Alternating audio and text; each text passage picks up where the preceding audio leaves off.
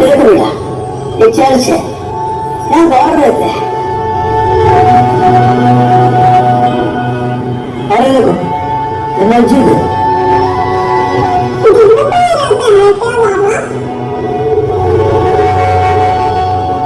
यहाँ खुदा रहता है।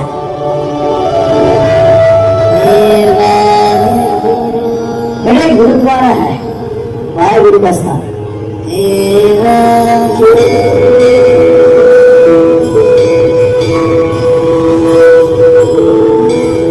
अरे देखो बेटा, ये मंदिर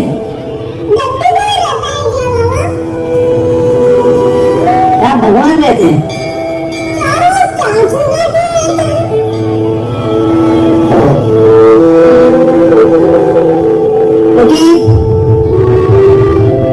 चारों के नाम अलग अलग हैं, भगवान, बुद्धा, गॉड, वाहिगुरु, लेकिन ये सब एक है। समझो कि जो आसमान है उसकी तरफ इंसान कभी मार सकता है। आसमान है,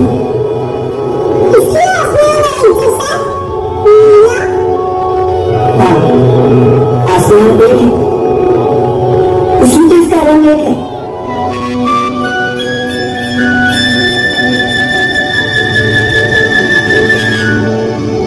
बच्चों, परीक्षा की तैयारी पूरी हो गई? बहुत अच्छी बात है। अब एक खास सूचना सुनिए।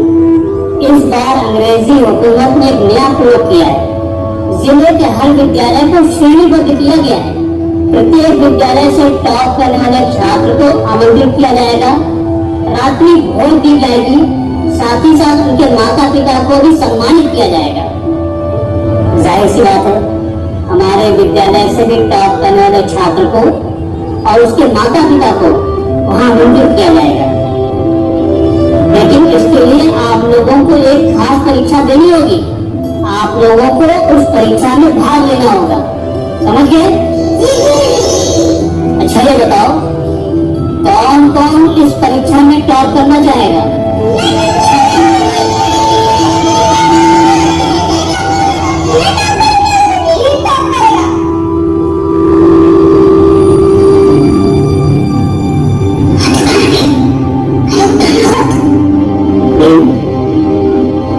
तुम इस परीक्षा में टॉप नहीं करना चाहोगे?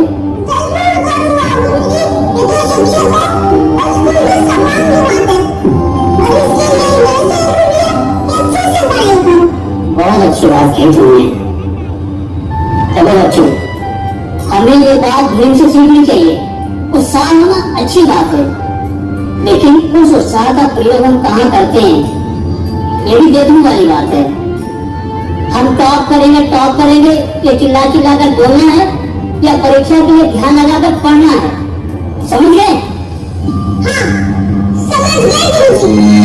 तो सावित्री बाई को शिक्षित करने का सिलसिला शुरू कर दिया। उन्होंने समाज के और भी बंधन तोड़ने की कोशिश की। उन्होंने अपने घर का बुआ उन सभी जातियों के लिए खोल दिया जिन्हें दूसरे सार्वजनिक स्थान पर पानी भरने की अनुमति नहीं थी। वो सिर्फ सावित्री बाई का बल्कि समाज की हर एक स्त्री का, हर एक तबके का उद्धार करना चाहते थे। इसलिए शिक्षा को सबसे बड़ा हथियार मानते थे। सावित्री बाई की पढ़ाई ऐसे शुरू हुई? नहीं, इतनी आसानी से नहीं हुई। अरे समय मेरे पढ़ाई में इतनी कठिनाई आ रही है। उस समय कितनी आ रही थी?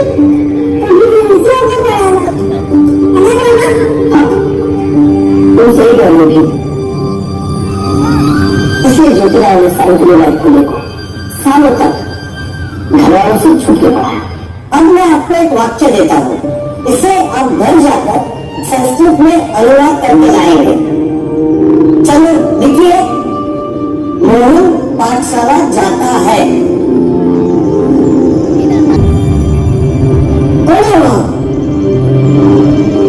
और छुट्टी क्यों हो? सामने आओ।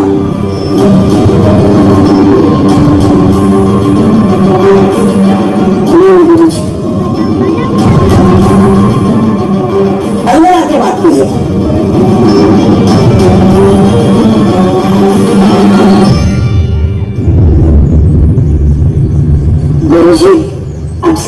पढ़ा रहे थे तो मैं सुनकर पढ़ रहा था।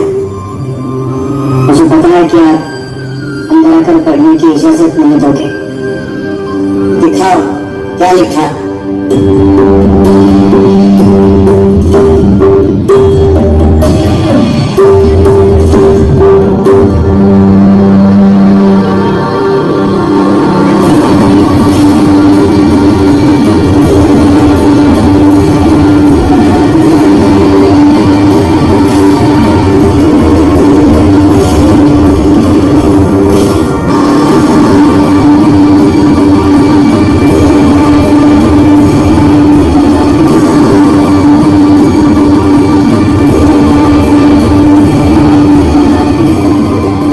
मुझे स्नान करना पड़ेगा।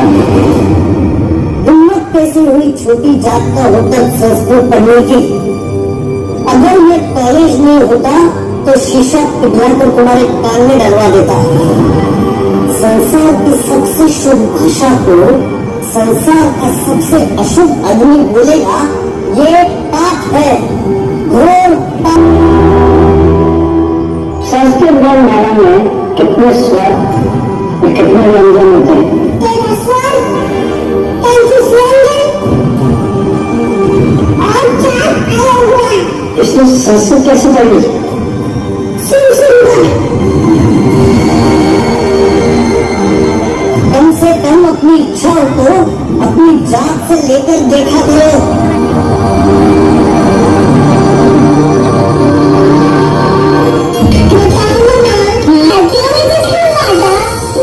मुझे नहीं पता, मैं सब लोग जानते हैं किसी किताब में लिखा होगा। किताब में पता लिखा होगा तो क्या गलत मानेंगे? जिस दिन मैं किताब लिखूंगा सबको बराबर काम करूंगा। उनकी जो लड़ाई है वो मानवता का सम्मान है। जो किताब उन्होंने लिखी वो भारत का सम्मान है। ड्राफ्टिंग कमेटी को ड्रिफ्टिंग कमेटी भी कहा, लेकिन दूसरी तरफ ड्राफ्टिंग कमेटी की सराहना भी हुई है। मान्यवर, मैं तो संविधान सभा में इसलिए आया था कि दलितों के हितों की रक्षा कर सकूं। ये तो सोचा भी नहीं था कि मुझे ड्राफ्टिंग कमेटी में शामिल किया जाएगा और ड्राफ्टिंग कमेटी मुझे अपना चेयरमैन चुन ले, क्योंकि इसमें मेरे से कई ज्यादा काबिल और कई बड़ी शख्सियतें बैठी थी। संविधान का लागू होना उसके रचना पर निर्भर नहीं, लागू करने वालों के इरादों पर है। क्या पता भविष्य में भारत के लोग और उनकी पार्टियां इसके साथ कैसा सलूक करेंगी। 26 जनवरी 1950 को हम आजाद देश हो जाएंगे, लेकिन क्या आजादी को फिर से तो नहीं खो देंगे, जैसे कि भूतकाल में कुछ लोगों की गद्दारी और विश्वासघात के कारण होता रहा है। इतिहास दोहराया तो नहीं जाएगा। अध्यक्ष जी, राजनीति में जब भक्ति और नायक पूजा जाती है तो नतीजा तानाशाही में निकलता है। हमें अपने राजनीतिक गणतंत्र को सामाजिक गणतंत्र में बदलना होगा। अब अगर राष्ट्र का नुकसान हुआ तो बर्तानिया को दोष नहीं दे पाएंगे। राष्ट्र संविधान का है जो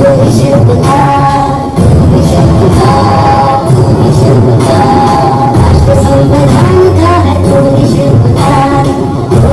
सिखाया है समानता का सार। अपनी कलम से की है देश धर्म सुधार। एक शब्द तेरा भीम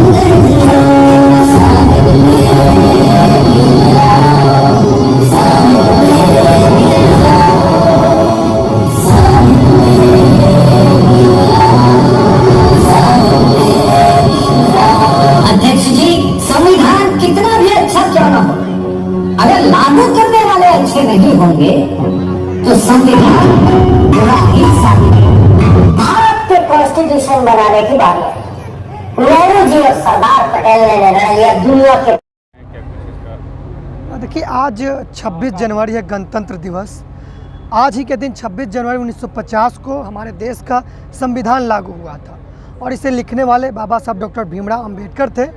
और उन्हीं के जीवन संघर्षों को आज वीडियो थीम के माध्यम से यहाँ दर्शाया गया है और भारत के समस्त नागरिकों को यह संदेश दिया गया है कि जो भारत का संविधान है ये देश का सर्वोच्च ग्रंथ है और संविधान के प्रति सभी को आस्था होनी चाहिए, क्योंकि इसमें right to equality, right to speech, right to freedom इत्यादि, राइट टू वोट का अधिकार दिया गया है। इसीलिए यहाँ पर इस तरीके का कार्यक्रम आयोजित किया गया है। इसमें मुख्य रूप से दिखाया जा रहा है शिक्षा जरूरी है, किस तरह को देख रहा है? शिक्षा जरूरी है। बाबा साहब डॉक्टर अंबेडकर कहते थे कि शिक्षा वह शेरनी का दूध है जो जितना पिएगा उतना ही दहाड़ेगा। तो शिक्षा सबसे महत्वपूर्ण है और इसी को यहाँ दर्शाया जा रहा है। सभी को शिक्षा लेनी चाहिए और जीवन में आगे बढ़ना चाहिए।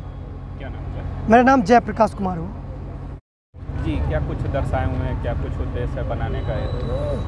26 जनवरी को इस बार बसंत पंचमी और गणतंत्र दिवस दोनों एक साथ आ गया है।